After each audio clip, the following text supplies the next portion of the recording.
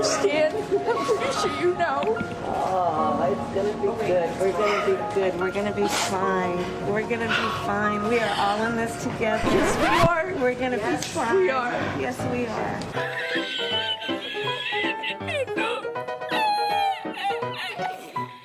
Good morning, everybody. Happy Monday. I know, really.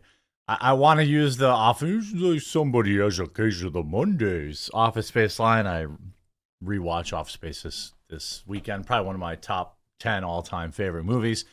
But I have a case of the Mondays, I suppose you could argue. But Kamala Harris has a case of the can't possibly do anything without getting more pathetic. As it was revealed, an entire fraudulent event was held in her honor. The whole thing is hilarious to me, which we're going to talk about. She's slipping in the polls, which is also, I have a whole video later talking about poll data and how irrelevant it is, and how to really kind of suss out whether or not it's, worth talking about. But let's start with the juicy part right away. Exclusive. This is via Loomer. Kamala Harris's presidential campaign staged a fake emotional encounter with a woman on camera today at an event in Pittsburgh, Pennsylvania. The campaign called, quote, organic and spur of the moment. But I have uncovered that the fact is the venue is actually an anti-Republican spice company, Penzeys Spices, called Penzeys Spices, that explicitly says on their company website that Republicans are racist. They don't like or feel inclined to even welcome Republicans or Trump supporters at their business. So just remember that. What a weird thing for a company that makes garlic powder to what a weird hill to die on. But remember that when you're buying your next spice or whatever.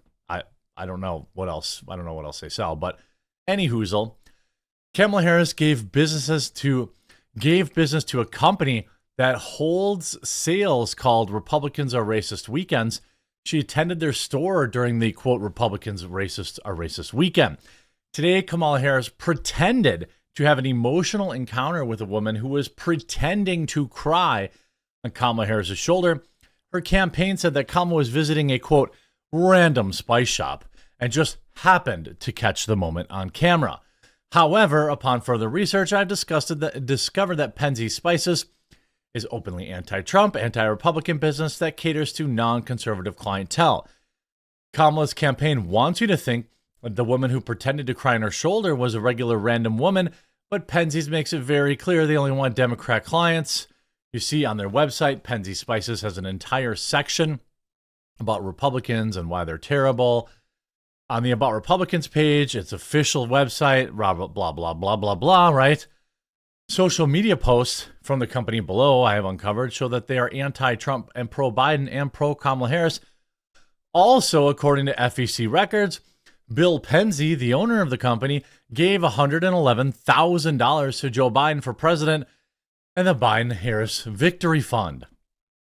Adding more evidence that it was completely staged, original posters of the video were Ian Sams, Julie Hammelberg, both of which work for Kamala Harris's presidential campaign.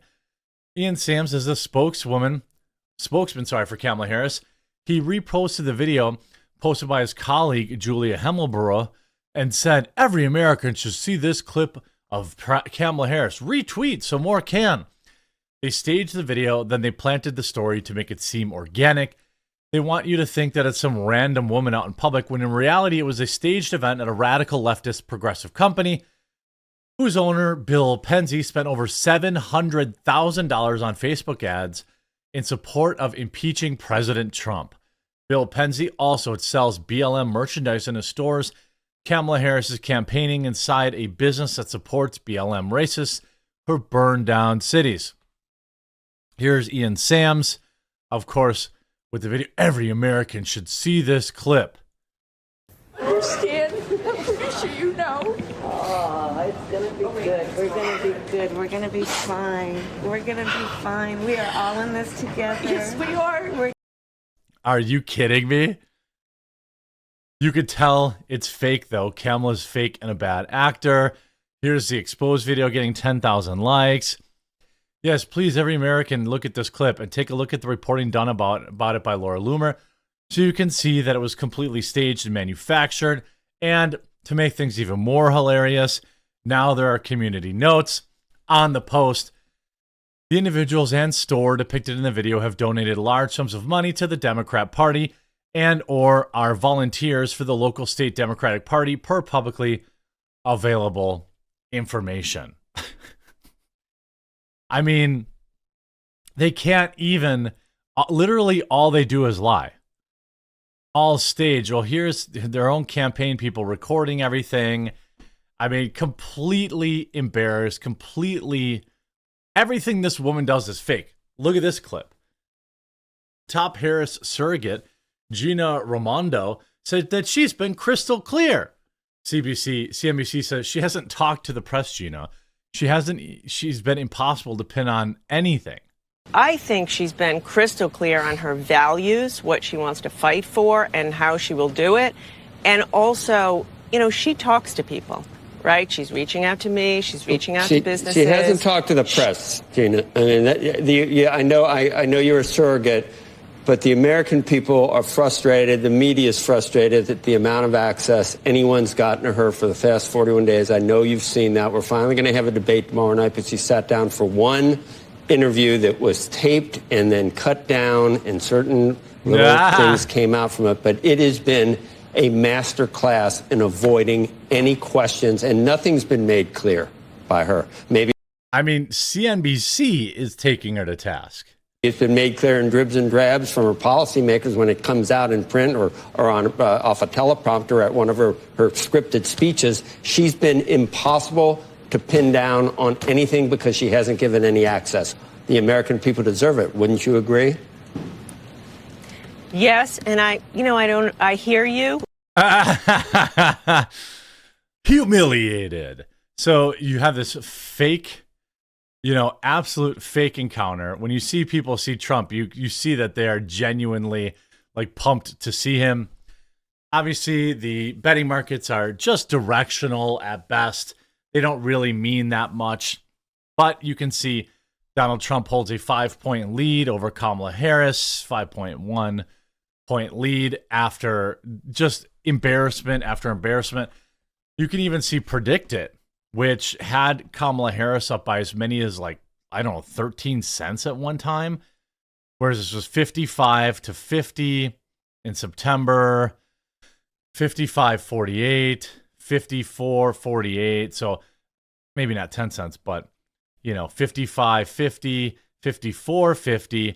Now all of a sudden it's 50 to 52, 51 to 52. So the race is getting closer. National polls are within, striking distance. Harris poll has him at a tie, which I'm sure people will melt down about. New York Times Siena poll has Trump up 1, Harris plus 2. So the spread is now Harris plus 1.3, where Hillary Clinton was plus 2.7 at this point. So not really, there were times we talked about it where Clinton was plus 6 or 7 and Harris was only plus 1. But Clinton was up nearly 3 points. Harris is down up only 1 point. Again, you see Donald Trump pulls ahead of Kamala Harris in major poll. A sign her campaign is fizzling. For the first time in weeks, former President Trump pulled ahead of Vice President Kamala Harris in one of the most watched national polls, raising the prospect that our momentum has fizzled out just ahead of the debate. Trump edged out Harris 48-47 among likely voters nationally, according to New York Times Siena College poll.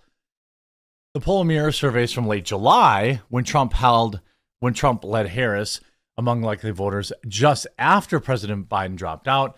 But Trump's renewed razor-thin lead comes despite the fact that 70% of voters and 37% of those backing him felt that the 45th president had uttered something they found offensive. So what? Nobody cares about that when they go and vote. That's just ridiculous. Trump and Harris neck and neck. I mean, this you see again. Voters report that Kamala Harris is more radical than Trump, too liberal, or too progressive. You see this. Kamala Harris's momentum has stalled, but not reversed. Here's 5 takeaways from the latest polls. I mean, yeah, okay, that's fine. I mean, I would say that that's probably not true, given that she was like a 57% favorite in many of the Vegas odds markets and things of that nature. And then only after months and months of getting crushed in the media, Kamala Harris has finally added a policy page to her campaign website, but of course devotes several sections to Trump. Vice President Harris finally addressed policies to her campaign website and made it mostly about Trump. Harris' website now includes a promise to cut taxes for the middle class. I mean, I don't even know what that is anymore. I mean, given inflation, you'd probably have to make at least 200 grand. Don't you think? Close to it. I suppose close to it. Harris' website now includes a promise to cut taxes for middle class, ensuring no one earning less than $400K. Okay, so there you go. Will pay more in taxes. The website promises that Harris and Walz will ensure the wealthiest Americans and the largest corporations pay their fair share. Rolling back Trump's tax cuts for the wealthiest Americans, the people that do all the hiring and take all the risks in the economy. But anyway, the website touts a plan to give more than 100 million working middle-class families a tax cut by restoring the child tax credit. Well, that's not a tax cut. That's a tax credit. She doesn't even understand what basic language means. And Bernie Sanders, of all people, called her out. This might be the most damaging clip of the election for Kamala Harris. Bernie Sanders says she is not abandoning her socialist ideals. She's simply lying to try and win the election. Described Vice President Kamala Harris as a progressive. She has previously supported Medicare for all. Now she does not. She's previously supported a ban on fracking. Now she does not. These, Senator, are ideas that you have campaigned on. Do you think that she is abandoning her progressive ideals? No, I don't think she's abandoning her ideals. I think she's trying to be pragmatic and doing what she thinks is right in order to win the election. What that means is she's lying to the voters. She's lying directly to their faces about her actual beliefs, just like everybody knew she was lying, just like everybody said she was lying. Her whole campaign is a sham, a lie. Everything is, from staged meetups to ignoring the press, to not answering questions, to not talking to reporters, not talking to voters.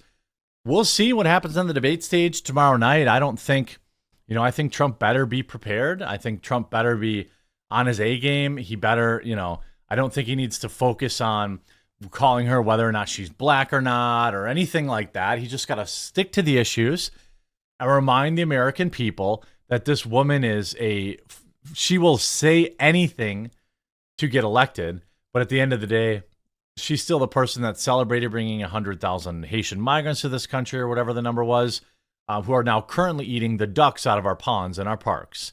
I hope you enjoyed this video. If you did, make sure you leave a like on it. If you haven't yet, subscribe or follow down below, and we'll talk to you again real soon.